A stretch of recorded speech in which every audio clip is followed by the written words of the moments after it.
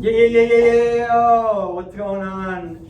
SHiNE at home, King's World at home. What's going on, guys? We're back and better than ever here for another week of virtual SHiNE. We're playing a game. Yep. I don't even know what it's called. It's called Who's Most Likely To. Who's most likely to? Yeah. It was actually, I don't know. It was somewhat of a trend on TikTok. Me and my family did it, or it's similar, where like a sound would play, and you had your parents like point to the kid, like who is most likely to, or like who's like got the best whatever. Superlatives, baby. Superlatives, yeah, senior superlatives, 8th grade superlatives if you're in SHiNE. I actually won best person from my senior class. Wow. So, not to brag. So, Alright. yeah, Emily or Taylor is gonna grab a piece of paper that me and Ben wrote and put in that bowl. Yep. And, Exactly. and Straight from our brains. they're going to read that aloud, and we're gonna hold up who would be most likely to out of the four of us. So let's get into it. Ooh, okay. I'm just gonna pick the first question. Sure. Yes. We'll Okay. give an explanation as well as to why we chose that person, what was the motive, what was the heart behind it, you know. Yes, dive a little deeper. Okay. We're starting off with a sad one. Oh. Most likely to cry because of a sad movie. Right. We're locked in. So do we go one at a I'm time? changing mine. Sure. One at a time. Okay, Okay, I'll go first. Okay. I think this one is probably going to be in the minority, but I chose myself. And I think this is probably nobody else chose me, or maybe, I don't know yet, but it's probably because nobody knows me well enough to know this, or maybe Ben does.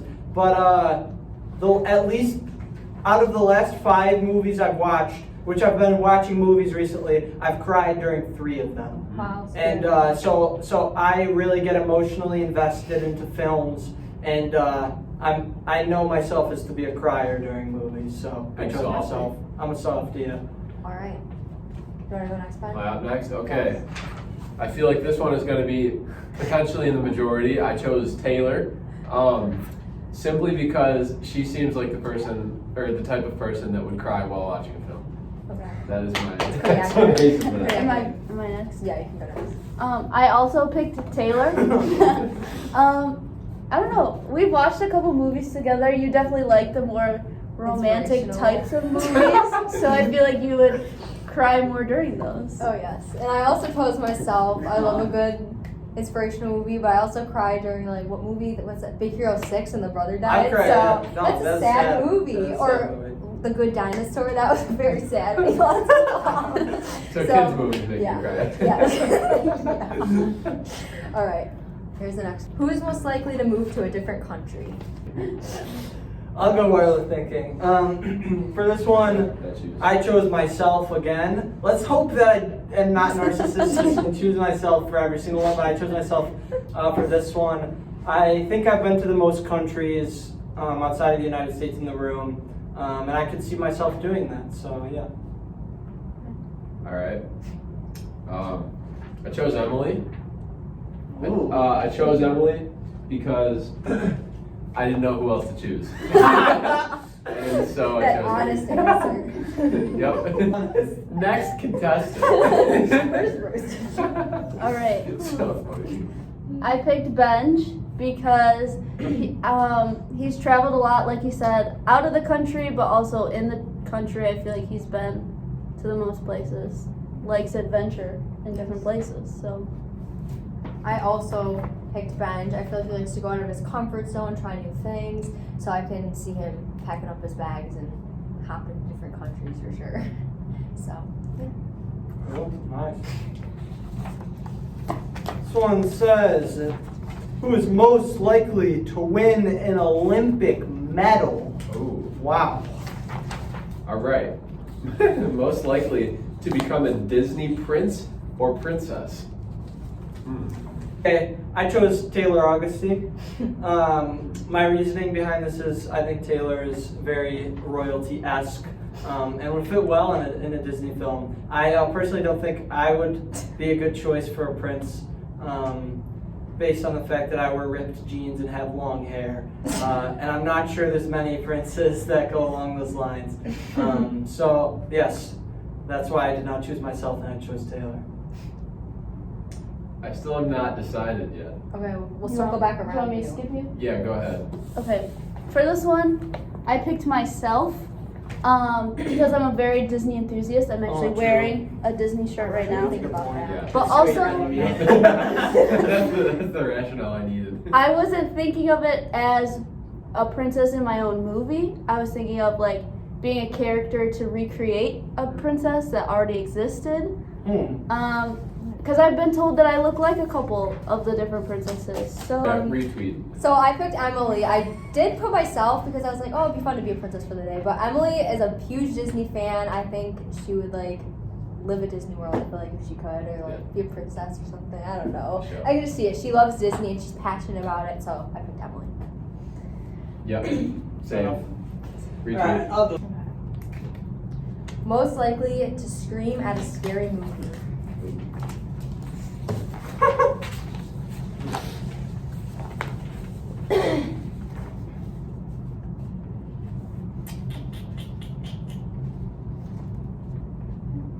Can I put Sam Reynolds in there? Okay, I'm ready. I chose Taylor Augustine. I think this puts her at number 1 in answers given, but based on 3 answers given for her crying during movies, and I think I could walk into a room that Taylor's in and she would scream out of, what's the word? Being scared, I guess. Startled is the word I was looking for, but yeah, that's what I was thinking there. Yeah. Also chose Taylor for very similar reasons. I feel like during a film, she'd probably be one of the more animated ones in the theater. Crying, laughing, screaming at a horror film. You know, all of it combined into one. When it comes to movies and having a reaction, I think Taylor takes the cake. I put myself because personally I strongly dislike scary movies. I try to avoid them at all costs. And the couple times that I have watched them, I haven't fully watched them because I'm screaming, hiding under a blanket. So I picked myself. So I also put myself just because horror movies are my thing. I haven't really seen any, but when I was younger, I'd watch Home Alone. That was kind of like a horror movie to me when I was younger. No, listen, when I was younger. It was scary. I thought a burglar was going to come to my house. But I don't like scary movies. Like Emma said, I avoid them. And that's why I just like Disney movies and happy movies. So, yes. Retweet if you think Home Alone is a scary movie. No, I don't think so. Good thing you can't retweet on YouTube because there would be 0 anyway. Alright, that's all we have for today, folks. Hope you enjoyed our superlatives. Yes. Let praise be a weapon that silences the enemy. Let praise be a weapon that conquers all anxiety. Let it rise. Let praise arise. We sing your name in the dark and it changes everything. We sing with all we are, we claim your victory. Let it rise. Let praise arise. We'll see you break down every wall. We'll watch the giants fall. For fear cannot survive when we praise you. The God of breakthroughs on our side. Forever lift him high. With all creation cry, God, we praise you. Oh, we praise you. We praise you. This is what living looks like. This is what freedom feels like. This is what heaven sounds like. We praise you. We praise you. This is what living looks like. This is what freedom feels like. This is what heaven sounds like. We praise you. We praise you. This is what living looks like. This is what freedom feels like. This is what heaven sounds like. We praise you. We praise you. We'll see you break down every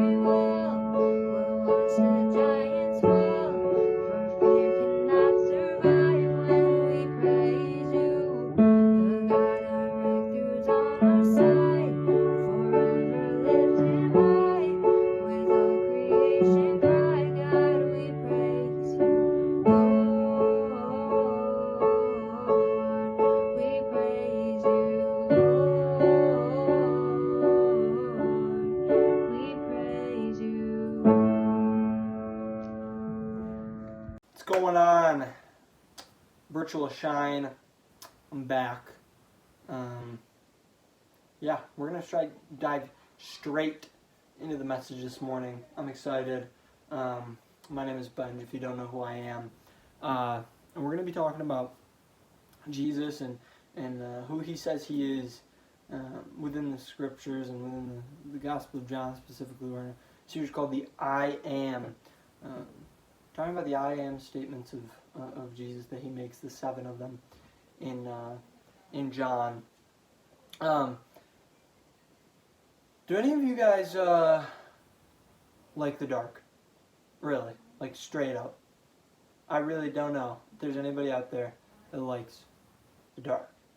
Seems like most people are scared of the dark. You know, you got like the number one fear in the world is like public speaking, but then close up there has got to be darkness. You know, as a kid, it seems like every kid is afraid of the dark.